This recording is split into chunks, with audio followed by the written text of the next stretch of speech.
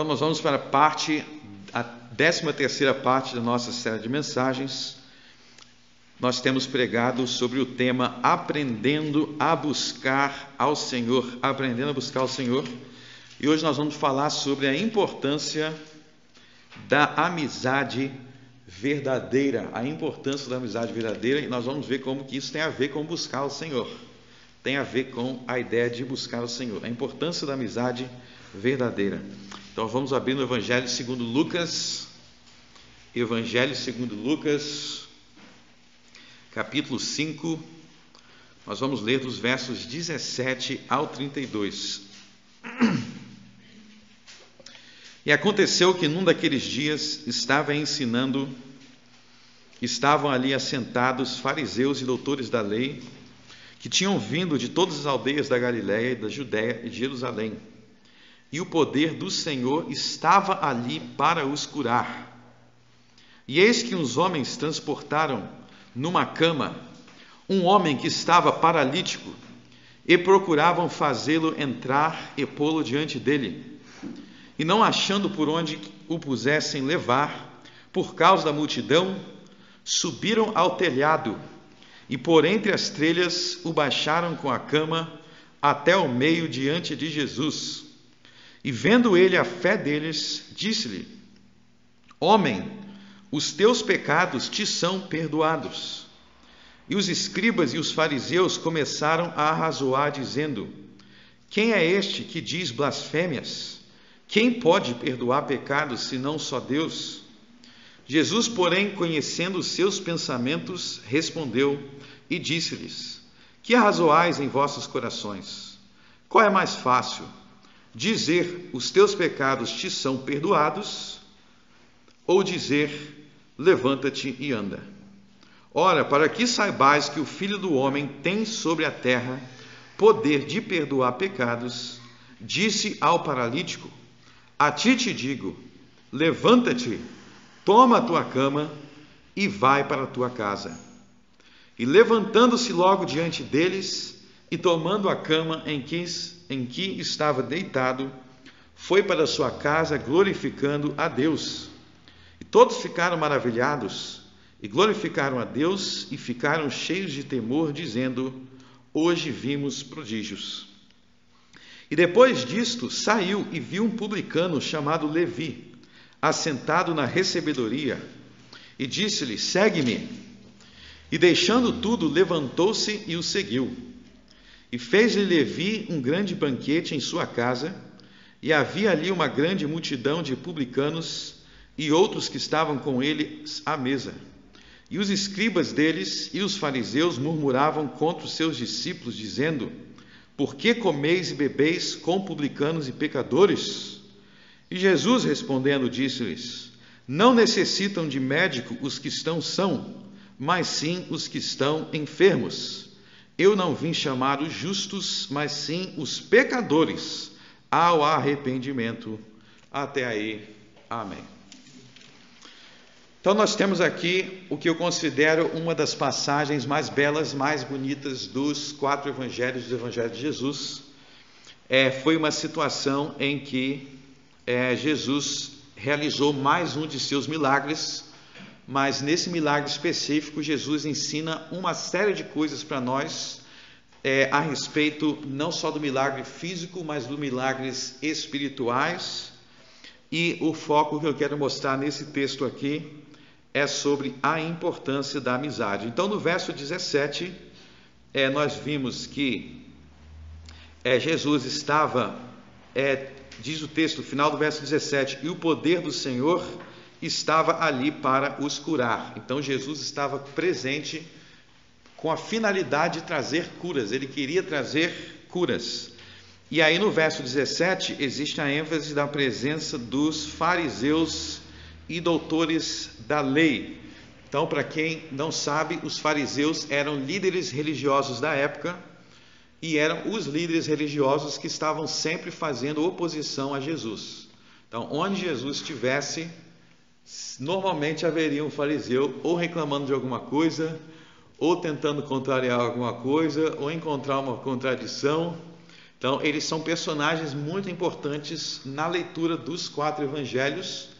Eles eram líderes religiosos que diziam crer no mesmo Deus que Jesus pregava, que diziam crer na mesma Bíblia que Jesus ensinava. Eles não tinham Bíblias diferentes, né? Eles tinham a mesma Bíblia, mas eles tinham a tendência de sempre deturpar as coisas e levar as coisas para o lado, na verdade, contrário à Bíblia. Então eles diziam crer, mas na verdade eles eram contra.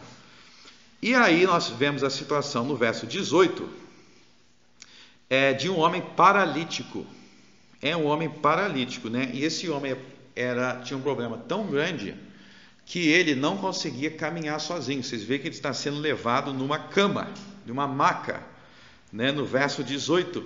E eis que os homens transportavam numa cama um homem que estava paralítico. Você imagina como que é triste esse tipo de vida. Você viver uma vida que você não consegue se levantar da cama, você não consegue por si mesmo sair por aí e caminhar, né? A gente tem vivido aí alguns momentos que, nesse último ano, desde 2020, né? Alguns momentos que fecharam o comércio, fecharam as coisas, aí você não podia sair direito, não podia ir para um lugar ou outro direito. A gente já se sente mal, né? Eu já estava, se eu ficar trancado 2 dias dentro de casa, já estou me sentindo mal, sem nada para fazer. Lá fora eu gosto de sair. Imagina você estar numa cama. Então, quando a gente lê essas passagens do Evangelho, é importante a gente não ler daquela forma superficial. Tinha uma pessoa paralítica. O que a gente cantou aqui no Salmo 1?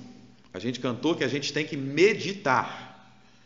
Meditar quer dizer que você vai refletir sobre o assunto.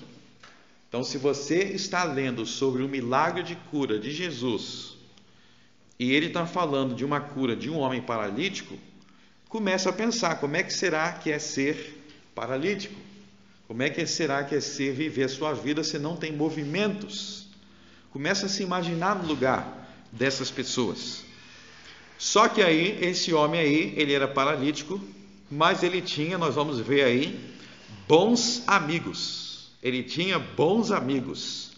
E aí eu quero chamar a atenção para como que esses amigos eram determinados, realmente eram bons amigos, porque olha só no verso 19.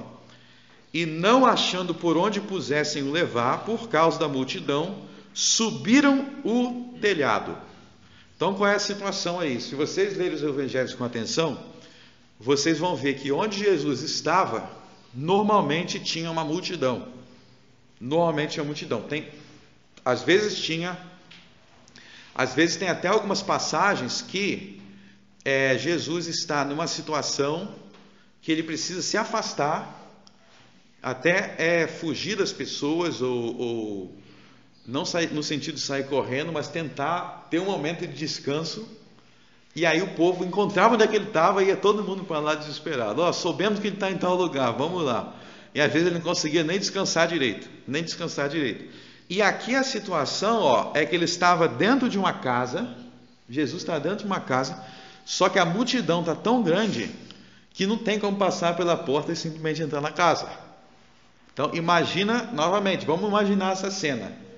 É uma multidão tão grande se apertando, empurrando, e Jesus está lá no meio para pregar, que não tem nem como entrar pela porta normalmente, e não tem nem como pedir espaço. Ninguém dá espaço, ninguém abre espaço, porque é muita gente. Então começa a imaginar esse cenário. Inclusive dentro dessa situação aí, se você começar a perceber essa questão da multidão, vocês vão ver que não era fácil as pessoas conseguirem chegar perto de Jesus. Não era fácil chegar perto de Jesus. Às vezes a gente pensa, que Jesus saía assim caminhando, é só você chegar e andar lá e era muito fácil. Não era. Você tinha ao redor dele, você tinha mais perto dele os 12 apóstolos, e você tinha, na maioria dos casos, uma multidão. Imagina aí, uma multidão de milhões de pessoas. Imagina, sabe aqueles eventos, grandes eventos que você vê tanta gente? Era assim. Mas os amigos desse paralítico, eles não desanimaram diante dessa situação. Eles sabiam que Jesus estava ali para curar, eles sabiam que Jesus curava, então aí já entra a fé. porque eles estão crendo que Jesus é capaz de fazer isso. Entra a questão da fé, e eles não desistem. O que eles fazem no verso 19? Olha só, o cara está numa maca, eles arrumam um jeito de subir no telhado, eles fazem um buraco no teto, e eles descem com tudo e jogam o homem por dentro do buraco. Ou seja, está dizendo, não queremos saber, nós vamos chegar a Jesus, nem que tem que entrar pelo teto. Olha só que coisa interessante, começa a imaginar, será que é fácil subir no telhado com essa multidão, subir lá em cima, com o homem em cima da maca? Olha só todo o trabalho que eles tiveram que se dar para subir em cima da casa, para poder fazer esse buraco. E aí Jesus estava lá no meio, no meio daquela multidão, Jesus estava falando, Jesus estava discursando, e do nada cai alguém na frente dele. É isso que aconteceu. Cai uma maca com o homem na frente de Jesus. Mas eu quero que vocês reflitam nesse esforço, reflitam nesse desejo. Os homens não estavam dispostos a desistir por nada. E eles não estavam dispostos a deixar para depois, deixar para amanhã. Eles falavam, Jesus está aqui agora, Ele vai curar, e é hoje que Ele vai levantar da maca. Eles estavam determinados a não passar daquele dia com o homem paralítico. E eles tinham tanta certeza que se eles conseguissem chegar até Jesus, o paralítico ia andar, que eles se deram todo o trabalho de escalar em cima de uma casa, fazer um buraco e jogar o amigo deles, descer o amigo deles na maca na frente de Jesus. Porque se chegasse lá, todos os problemas deles teriam acabado. Essa era a certeza dele. E aí, baixaram com a cama até o meio diante de Jesus. Interessante que eles tiveram até que calcular onde é que Jesus estava para entrar pelo lugar certo, né? Imagina os caras andando lá em cima do telhado. É aqui, vai cair na frente dele. Imagine esse cenário. E aí o verso 20, aí vai falar sobre Jesus. E vendo Jesus a fé deles, disse-lhes, homem, os teus pecados te são perdoados. Olha só, e vendo Jesus a fé deles. Então, quando Jesus viu a fé deles, ele abençoou aquele homem. E eu quero chamar a atenção para essa parte, e vendo Jesus a fé deles. Se vocês lerem os 4 evangelhos, é muito comum, quando Jesus realizava um milagre, ou alguma coisa que Jesus fazia pela pessoa, Jesus falava, a tua fé te salvou. A tua fé te salvou. A tua fé te salvou. É uma expressão muito comum de Jesus no Evangelho. E isso nos chama atenção para a realidade que não existem bênçãos eternas, espirituais de Jesus, se não for por meio da fé. Então, se nós queremos ser abençoados por Jesus, nós precisamos ter fé. E aí a gente precisa se perguntar, o que é fé? Ok, fé, ela é uma confiança, a gente precisa esclarecer. Hoje em dia as pessoas falam assim, fé. Mas muita gente entende fé um simples pensamento positivo. Eu tenho um pensamento positivo que tudo vai dar certo. Não é isso fé na Bíblia. Fé na Bíblia não é um mero pensamento, uma energia, estou sentindo uma energia aqui. Não. Fé na Sagrada Escritura é uma confiança, e é uma confiança especificamente em Jesus Cristo. É uma confiança especificamente em Jesus e nas obras de Jesus. Ou seja, a fé na Bíblia é uma fé com entendimento, ela tem entendimento no que você está crendo. Eu tenho fé. Você tem fé em quê? Eu tenho fé no homem. Grande decepção que você vai passar. Se dá com fé no homem, você vai ser muito decepcionado, porque os seres humanos, eles não aguentam nem consigo mesmo. Você vai confiar no homem? Fé no homem? Eu tenho fé em uma energia que me favorece, eu tenho fé na sorte. Eu carrego até um objeto no meu bolso aqui, que é a minha fézinha. Não, isso na Bíblia não é fé, na Bíblia isso é incredulidade. Fé, na Bíblia, tem um objeto específico dessa fé. Vamos pensar nessas pessoas aqui. Essas pessoas aqui, eles estavam acreditando em qualquer coisa. Eles não estavam acreditando em qualquer coisa, eles estavam acreditando em Jesus. Quando Jesus vendo a fé deles era no que ou em quem? Por que eles abriram um buraco no teto? Por que eles subiram em cima da casa? Eles estavam em busca de quem? Eles estavam em busca de Jesus. Porque se eles estivessem em busca de qualquer coisa, não precisava se dar todo esse trabalho. Nós temos uma fé que se jogar uma moedinha nesse rio aqui, vai me dar boa sorte. Já vi um lugar lá em Gramado assim, tem um lugar lá que eu acho que o pessoal joga moeda, e aí se jogar moeda ali, dá uma boa sorte. O que tem a ver moeda com você se dar bem na vida? Não tem nada a ver. Então esse tipo de fé é uma fé vã. A fé verdadeira aqui, ela tinha um objeto de fé específico, que era Jesus Cristo, que era a pessoa de Jesus, e a pessoa de Jesus havia motivos para crer nele, pelas obras que ele estava realizando. Você vê aqui que é uma fé inteligente realmente. É uma fé inteligente porque era evidente que Jesus tinha o poder de realizar milagres. Era evidente que Jesus era um santo homem. Era evidente que Jesus era quem ele dizia que era. Então, ao buscar Jesus, eles não estão dando um salto no escuro. Eles não estão acreditando em qualquer coisa. Eles estão acreditando naquele que realmente demonstra ser quem ele diz que é Jesus Cristo. Então, o verdadeiro crente, aquele que tem verdadeira fé, ele não tem fé em qualquer coisa. Na verdade, ele é incrédulo para a maioria das coisas que as pessoas dizem crer.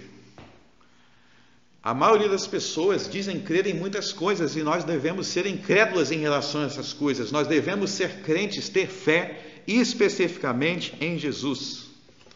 E aqui você vê que Jesus abençoou ele, porque ele tinha fé. De modo que se eles fossem incrédulos, eles não receberiam essa bênção. Se eles fossem incrédulos, eles não receberiam essa bênção. E aí você deve perceber também que a fé, quando ela é verdadeira, embora a fé seja algo que exista no coração, embora a verdadeira fé seja algo invisível, a Bíblia vai mostrar que a verdadeira fé, ela produz o que Jesus, lá em João capítulo 15, que a gente leu aqui agora há pouco, chama de frutos. É o que a gente chama de fruto. Então, vamos usar o seguinte exemplo. Se eu tiver aqui uma semente, eu tenho uma semente, e eu falo assim, essa semente é a semente de um pé de maçã. Eu não faço a mínima ideia de como que é uma semente de um pé de maçã, mas eu sei que existe pé de maçã e que existe a semente. Aí, vamos plantar essa semente. Aí plantou, aí daqui a pouco começa a nascer laranja. Aí você fala, peraí, isso aí então não era o pé de maçã. Isso era de uma laranjeira. Não tem nada a ver com maçã. Aí eu falo, mas você não sabe, porque podia ser uma semente de um pé de maçã, mas está dando laranja. Aí você vai falar, não, aquela semente ali vai dar de acordo com o fruto que aquela semente é para dar. Jesus vai falar sobre isso no Sermão do Monte. Ele vai falar que não é possível uma árvore boa dar frutos maus e vice-versa. Então o fruto é de acordo com a semente. Assim também a Bíblia vai ensinar que existem frutos referentes à fé e existem frutos referentes à incredulidade. A incredulidade gera frutos que são de acordo com aquela semente. De forma que você não pode dizer eu tenho fé, só que isso aqui não é o fruto da fé. Está dando o fruto da incredulidade, mas não tem fé. Mas tem fé, mas está dando outro fruto. Não. É de acordo com a árvore. O apóstolo Tiago ensina isso. Abre aí rapidamente. Na epístola de Tiago.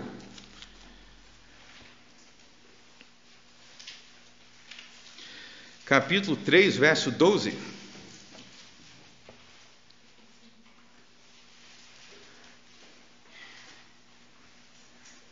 Meus irmãos, pode também a figueira produzir azeitonas? Ou a videira figos? Pode a figueira produzir azeitonas? Não, a figueira produz figos. Ou a videira figos? Assim tampouco pode uma fonte dar água salgada e doce? Eu peguei essa água aqui do oceano, lá na praia. É? E por que ela não está salgada? Porque a água do oceano não é salgada. É claro que é, se veio do oceano, ela é salgada. Então é isso que nós temos que ver, voltando aqui para Lucas 5. Nós temos que ver que esta fé desses homens não é algo desprovido de frutos. O fruto da fé deles são as ações deles que refletem uma confiança em Jesus. As ações deles demonstram que eles realmente creem que Jesus pode curar, porque se eles não tivessem crido, eles não teriam se dado todo esse trabalho. É aí que você tem que se perguntar. Quando você olha para as suas atitudes, quando você olha para as suas ações, quando você olha para as suas reações, você consegue ver frutos de fé ou você vê somente frutos de incredulidade? Você se dá o trabalho de subir em cima da casa? Se você souber que Jesus está lá, você se dá o trabalho para subir em cima da casa? Então Jesus viu a fé deles, mas a fé deles não era algo desprovido de ações, não era algo desprovido de atos concretos. Havia atos, atitudes que provavam aquela fé interior, que a semente era aquela. E dentro disso, eu quero que vocês meditem aí agora na parte da amizade.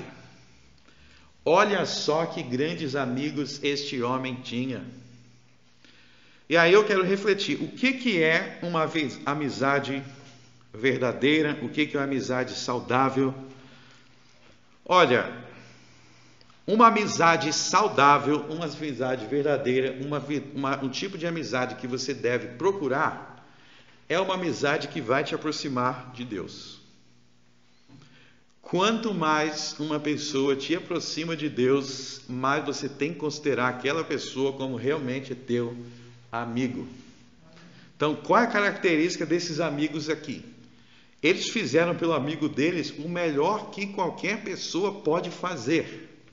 Colocaram esse homem face a face diante de Jesus. Então, olha que esse homem aqui, ele teve um dos maiores privilégios que qualquer ser humano já teve, que ele viu Jesus face a face. Ele viu o rosto de Jesus ali de perto. Vocês sabem como é que é o rosto de Jesus? Deixa eu te fazer uma pergunta. Você sabe como que é o rosto de Jesus? Ou seja, se Jesus passasse na rua, na frente da sua casa, você saberia que é ele? Isso não vai acontecer porque ele está no céu. Mas se ele passasse na frente da sua casa, tipo assim, se eu passar na frente da sua casa, você vai saber que eu sou eu, né? Você vai ver assim o meu rosto, né? Você vai ver um homem magrinho, você vai saber que sou eu. Está acostumado a me ver assim. Aí eu passo na frente, você está vendo que sou eu, né? Se eu falar assim, não sou eu, sou a Simone, você vai falar, não.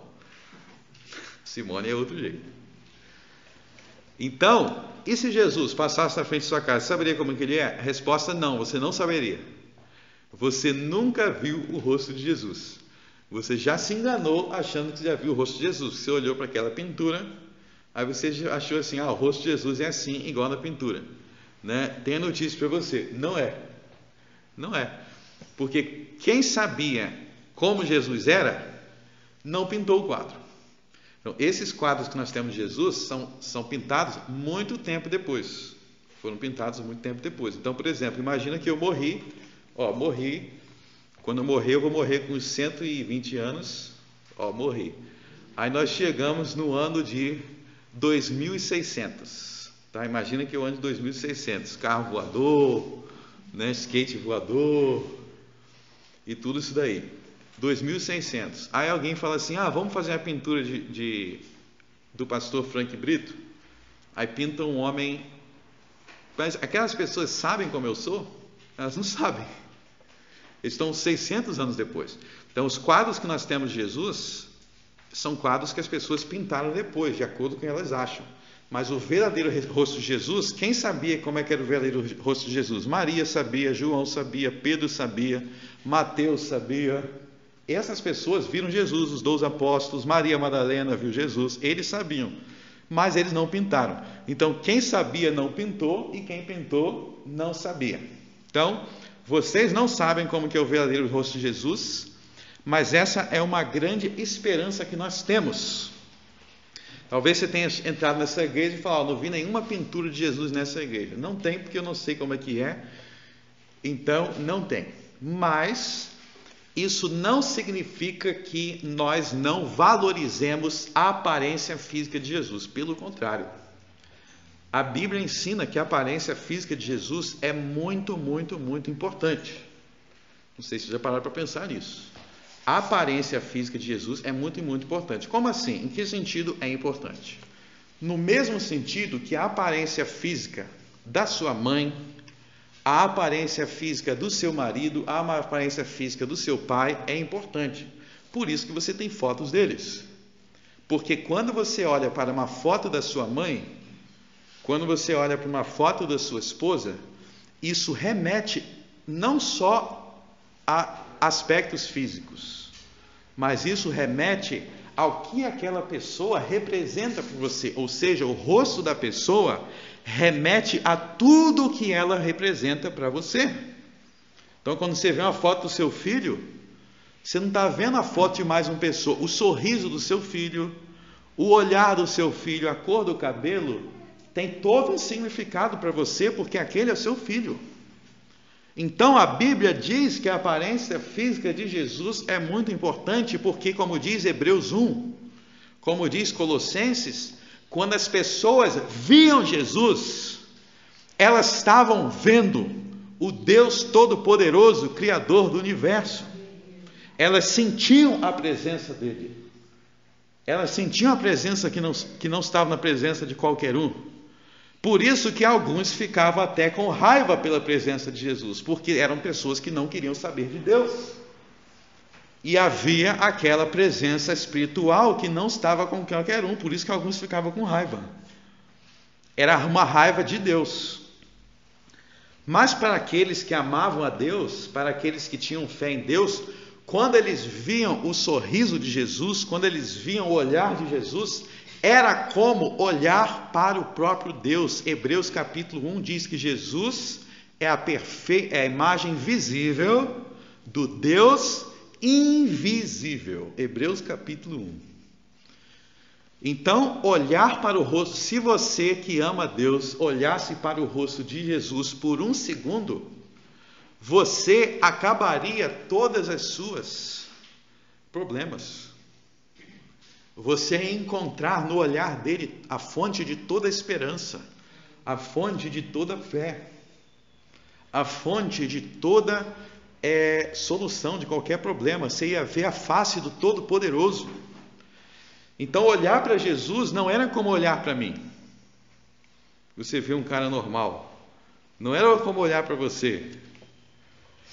Quando você olhava para Jesus, estava sendo refletido no jeito de Jesus, na maneira de Jesus ser, o Deus Todo-Poderoso, o Criador dos céus e da terra. E por isso as pessoas depositavam fé nele.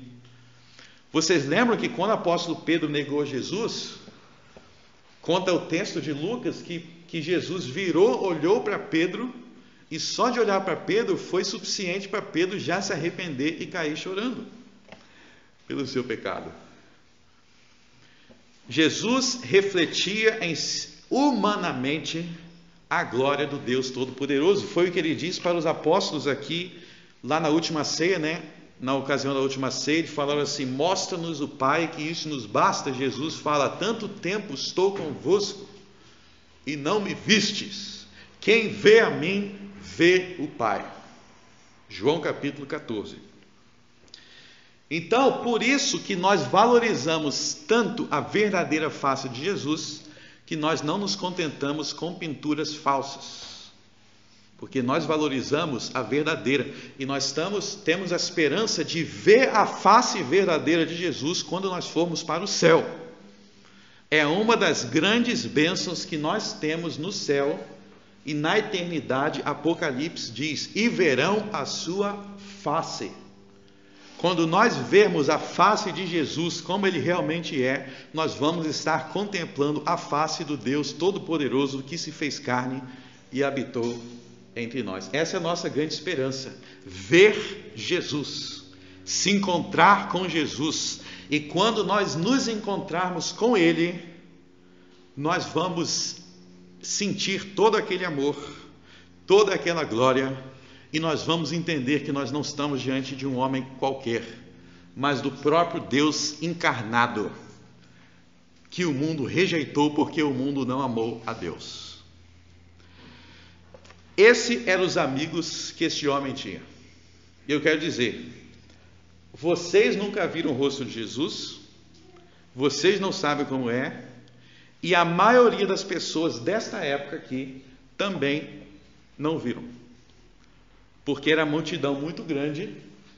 Você não podia falar simples assim: ó, vamos lá no Sermão do Monte então, que eu vou chegar perto de Jesus. Alguns chegavam perto, sim, alguns chegavam perto, mas a maioria não tinha nem como passar, como você está vendo aqui. E naquela época não tinha Instagram, nem o Jornal das 8, né? O Jornal das 8 para aparecer o rosto de Jesus lá. Então você tinha que chegar perto, era um privilégio para poucos. E sabem o que eram as pessoas que mais chegavam perto de Jesus? Quem eram as pessoas que mais tinham chances de chegar perto e ver Jesus?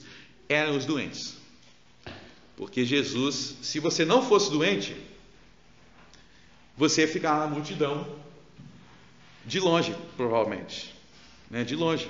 Se você fosse doente, Jesus ia estar curando os doentes e você ia chegar perto dele. Então, olha só que muitas vezes algo ruim de nossas vidas serve para nos aproximar mais de Jesus.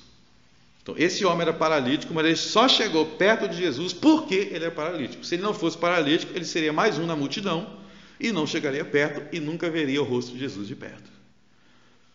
E ele chegou então pelo incentivo dos amigos. É assim até hoje.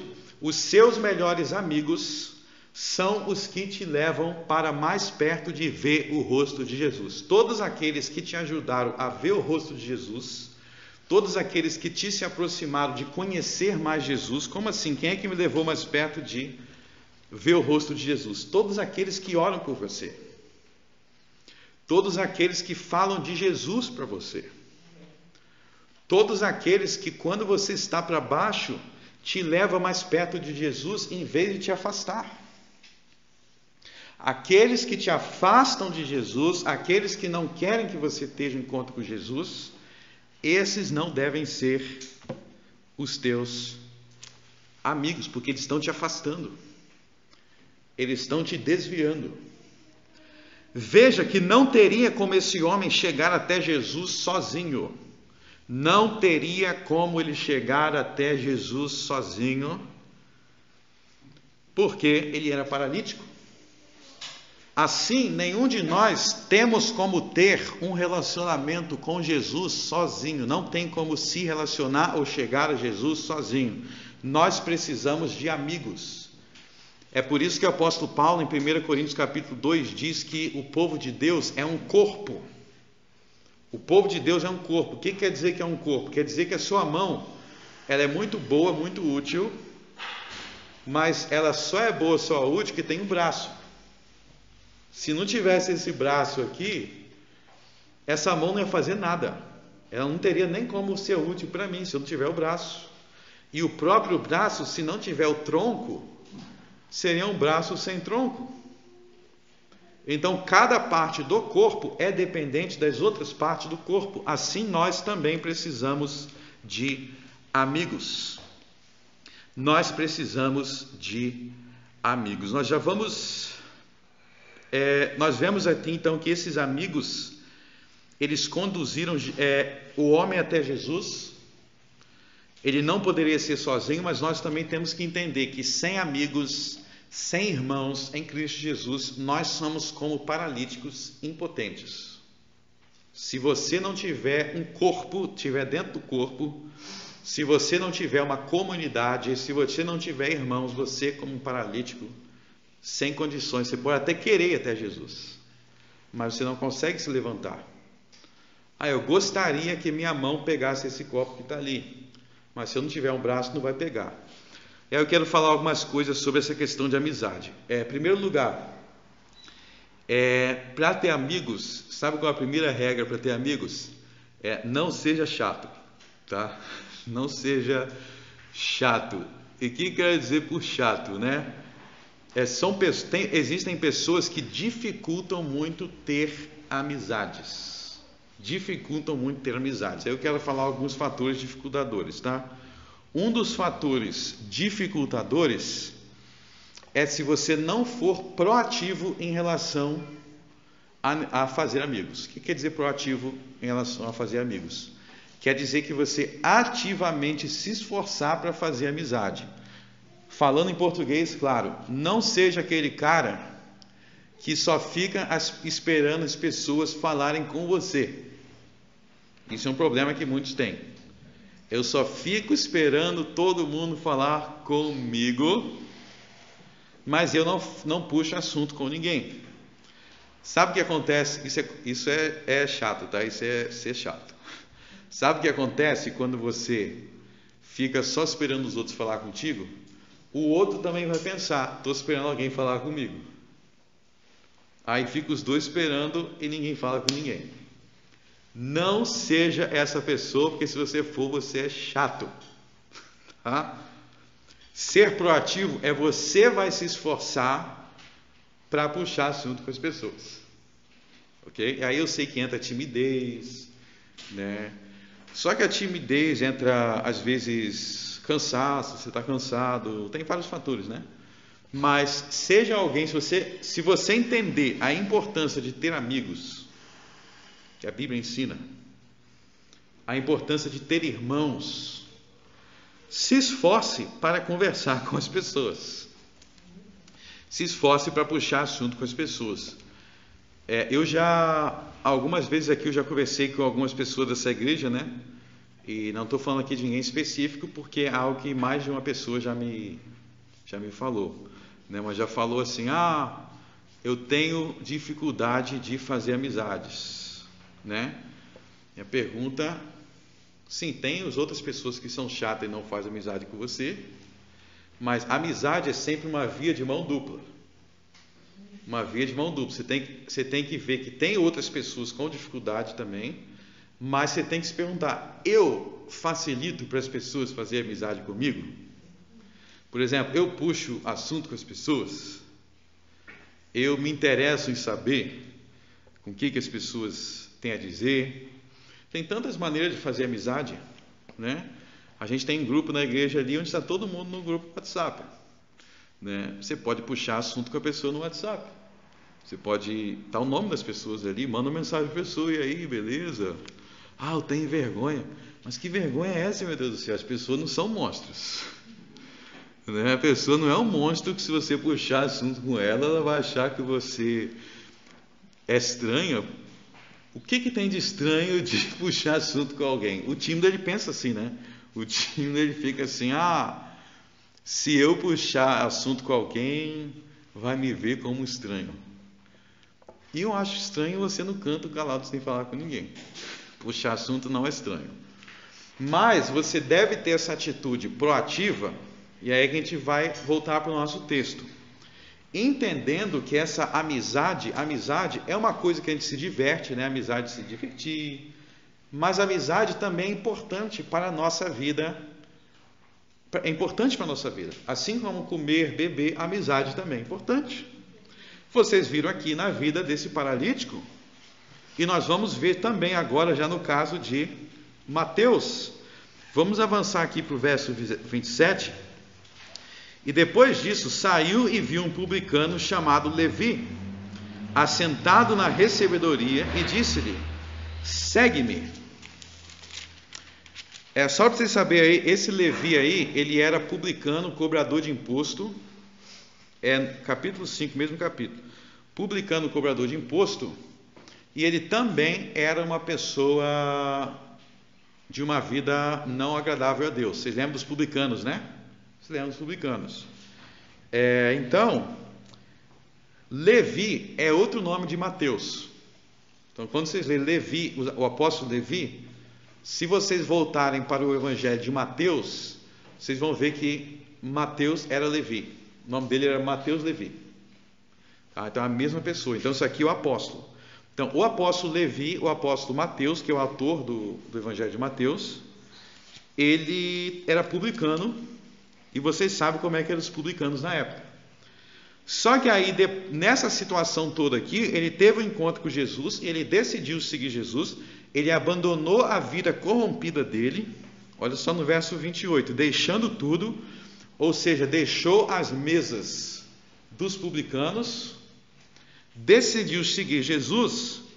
Mas olha só o que ele fez em seguida no verso 29.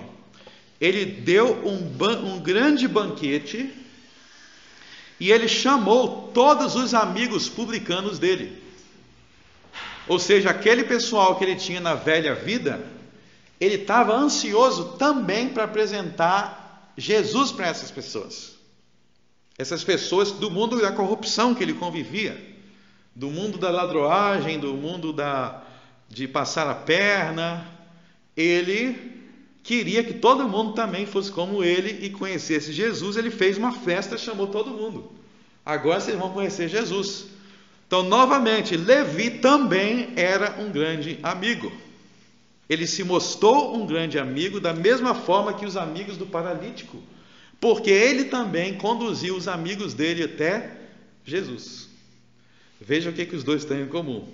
Os paralíticos levaram os amigos do paralítico levaram até Jesus. O apóstolo Mateus, o apóstolo Levi, levou também os publicanos até Jesus. E aí os fariseus começam a reclamar, né? Jesus está comendo com pecadores, mas não, Jesus está querendo alcançar os pecadores. Então, novamente aí na história de Levi, veja a importância da amizade, a importância da amizade verdadeira, a importância de se esforçar para fazer amigo. Ele poderia falar assim: não, agora que eu sou. Ele podia falar assim: não, agora eu estou seguindo Jesus, eu faço parte da elite espiritual, não quero mais saber dessa ralé. Se ele pensasse como fariseu, né? Não quero mais saber dessa ralé de que realmente era uma ralé, tá? Realmente os publicanos é a barra pesada. Ele não continuou envolvido nessa barra pesada, não continuou compactando com o pecado, mas ele tinha o desejo de alcançá-los com Jesus. Isso é um amigo verdadeiro. Então tem várias passagens na Bíblia que vão nos mostrar a importância das verdadeiras amizades e a importância de sermos proativos para cultivá-las. Então não seja aquela pessoa que só fica num canto de cara feia, esperando alguém puxar assunto com você, e quando puxa, você fala sim, não. Aí depois fala assim: por que será que ninguém quer falar comigo? Talvez porque você tem a cara feia com as pessoas, né? Ou porque você não desenvolve, né? Puxa assunto com as pessoas, chama no WhatsApp, chama para sair, chama para sua casa. Isso também faz parte do espiritual. Nós temos aqui nessa igreja pessoas de vários níveis de caminhadas. Vários níveis.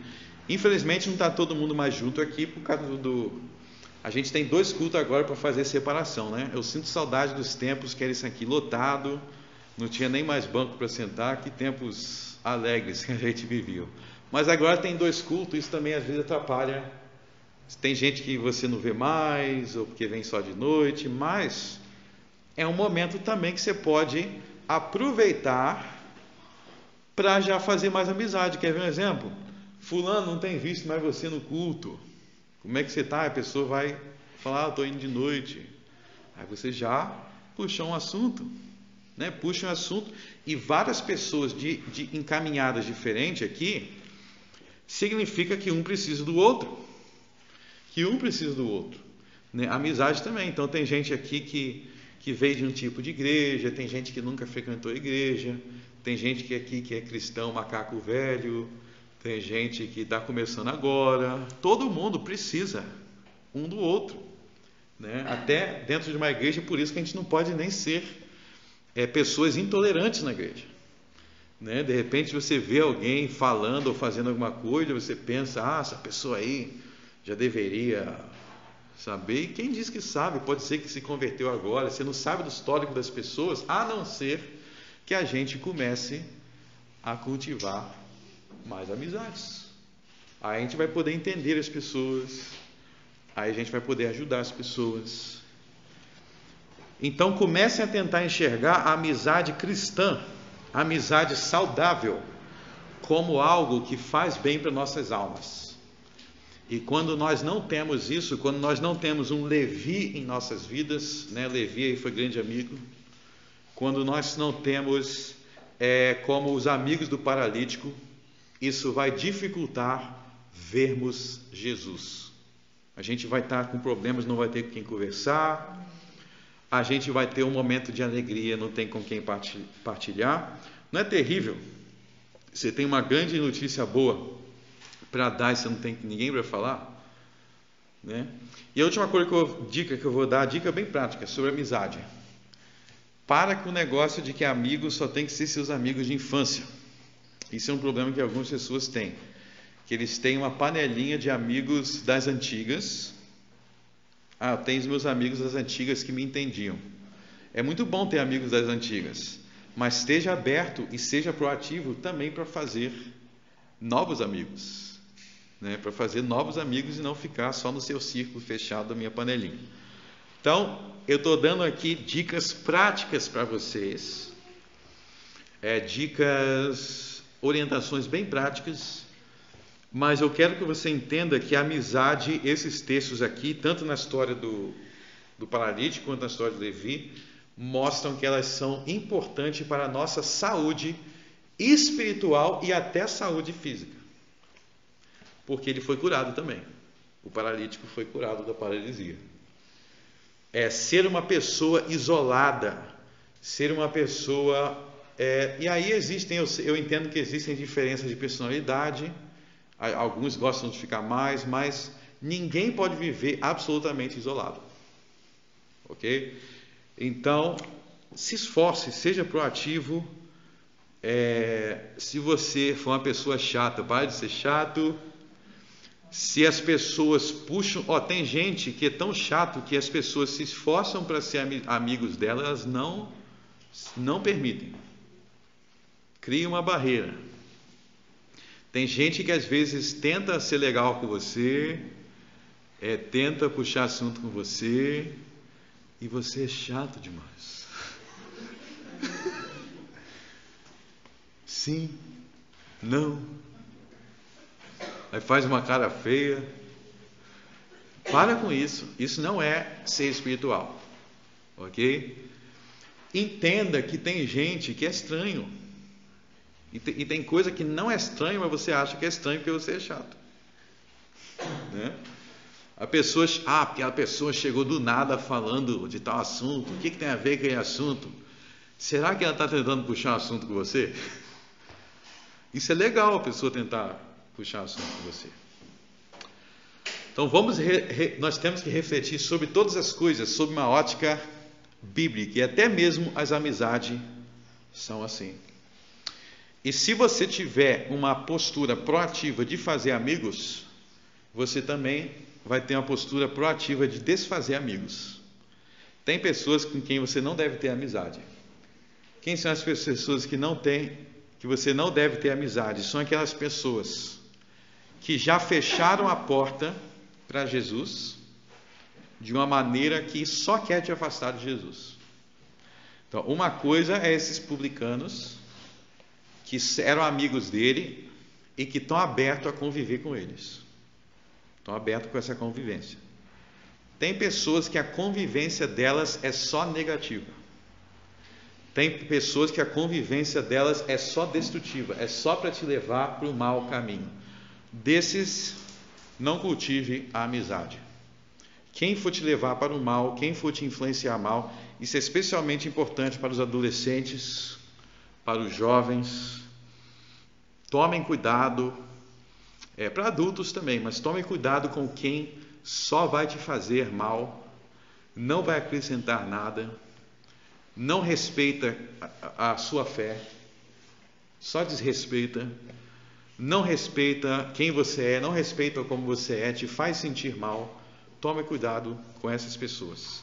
E aqui nós temos um modelo de bons amigos que devemos buscar, aquelas pessoas que edificam, que contribuem, que nos fazem bem e que estão em harmonia para cooperar, para chegarmos mais perto de Jesus. E vocês sabem que é o nosso amigo maior, né?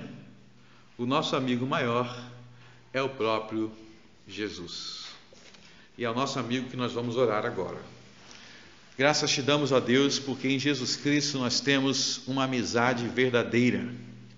Em Jesus Cristo nós temos uma amizade profunda, porque Ele é o nosso fiel amigo. Ele nunca nos abandona. Se há alguém aqui, Senhor, nesta manhã, que ainda não tenha amizade contigo, eu te peço, Senhor, crie essa amizade espiritual. No nome de Cristo eu oro. Amém.